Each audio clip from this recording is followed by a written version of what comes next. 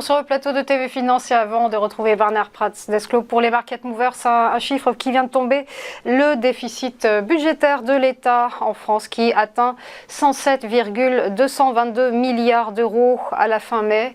Et pour rappel, il était de 82,273 milliards un an plus tôt. La source, c'est le ministère chargé des comptes publics qui publie donc ce chiffre ce matin. On retrouve donc Bernard Pratz-Desclaux pour les Market Movers. Bonjour. Bonjour Roseline. Vous êtes le fondateur d'eWinvest. Et Bernard, on va commencer par OVH.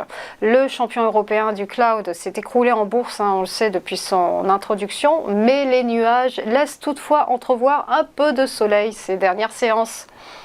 Exactement, et en fait on a une configuration graphique très spécifique, mais attention, on est sur un titre qui avait été introduit en bourse aux alentours des 20 à 22 euros, qui était monté à 28 euros, qui avait évidemment les faveurs de la plupart des analystes. Et que s'est-il passé? Tout simplement, on est passé de 28 euros à moins de 9 euros, donc une chute quand même très spectaculaire qui fait très mal lorsqu'on se pose sur cette action, sur cette entreprise en se disant que c'est du cloud européen, sécurité, et que donc on va pouvoir surfer sur tout cet écosystème. Résultat, attention, toujours en bourse, c'est bien de suivre les nouvelles micros, de voir ce que fait l'entreprise, mais toujours bien s'intéresser au graphique qui, lui, nous indique vraiment ce que font les investisseurs. Et là, effectivement, on a vu une forte baisse au mois de mars, avec un gap baissier qui avait fait passer le titre de 13,8 à moins de 13 euros, sur des résultats qui avaient été vraiment très mal pris. Et depuis ce moment-là, en fait, on faisait que baisser, alors qu'on est quand même sur des marchés plutôt solides, plutôt résilients. Et là maintenant, depuis justement cette période, on est sur un titre qui nous a fait 3 points bas descendants, mais il les a fait en même temps que les indicateurs techniques faisaient, eux, des points hauts. C'est ce qu'on appelle une divergence haussière. Et ça peut être souvent le prélude ou le préalable à un retournement.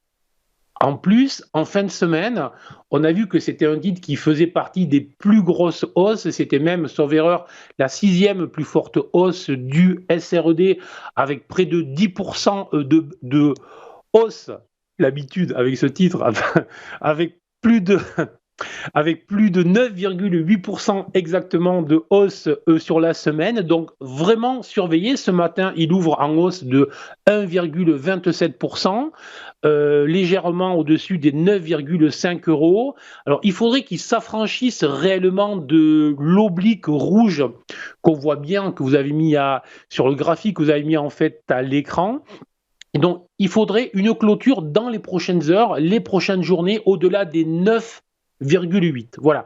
Maintenant, attention, je suis dans de l'anticipation car vraiment mon fond d'écran reste rouge. Je vous en parle souvent, donc il faudrait que ce fond d'écran rouge repasse au moins au blanc pour valider tous les signaux préalables dont je vous parle. Donc, mais une surveillance très forte sur ce titre, car si jamais la configuration venait vraiment à être validé dans les prochaines heures ou les prochaines journées, on pourrait avoir un retour spectaculaire. Donc, c'est vraiment un titre à surveiller.